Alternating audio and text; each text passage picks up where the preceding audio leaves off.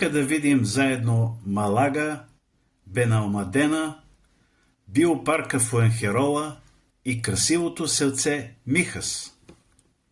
Малага. Започваме пред внушителната фасада на местния пазар, едно от най-живите места в града. Потапяме се в енергията на центъра. Оживените улици и красивата архитектура на Малага са просто заразителни. Пред нас е величествения римски театър, който ни връща векове назад в историята, а точно над него се издига внушителната мавританска крепост Алкасаба. Излизаме на модерното пристанище, където морския бриз се среща с съвременния дизайн. Завършваме тази част пред родната къща на великия Пикасо и се наслаждаваме на спокойствието в прекрасната градина пред величествената катедрала.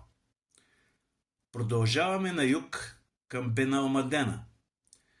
Започваме от прекрасния парк на гълъбите, истински оазис в сърцето на курорта.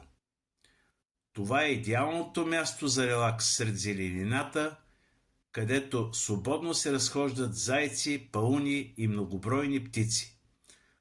След това се пренасяме на слънчевия плаж, за да се почувстваме като истински туристи под морския бриз.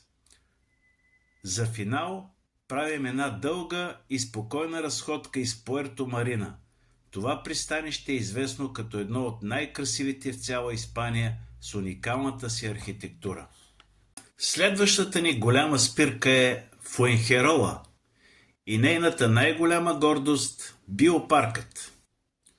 Още със самото влизане се срещаме с грациозните сърни край реката, мощния сибирски тигър и внушителните гигантски костенурки.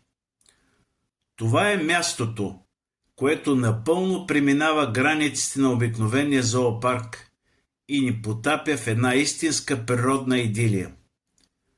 Приключението ни продължава с любопитните броненосци, които винаги търсят нещо интересно. Интелигентните шимпанзета в техните забавни игри. След това се пренасяме към водните обитатели.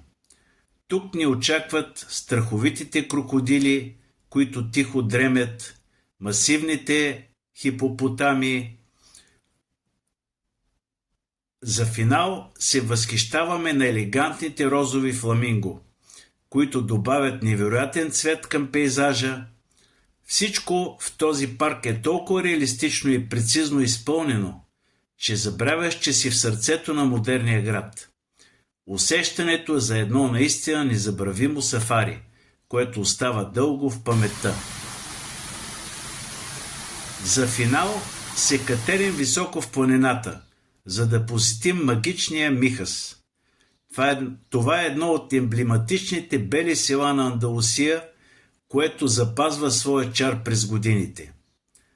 Тесните кълдъръмени улици, снежно-белите къщи с ярки цветни саксии по фасадите и невероятната панорамна гледка към цялото крайбрежие правят Михас перфектния завършек на нашето пътешествие из Коста дел Сол. Надявам се тази виртуална разходка да ви е доставила удоволствие.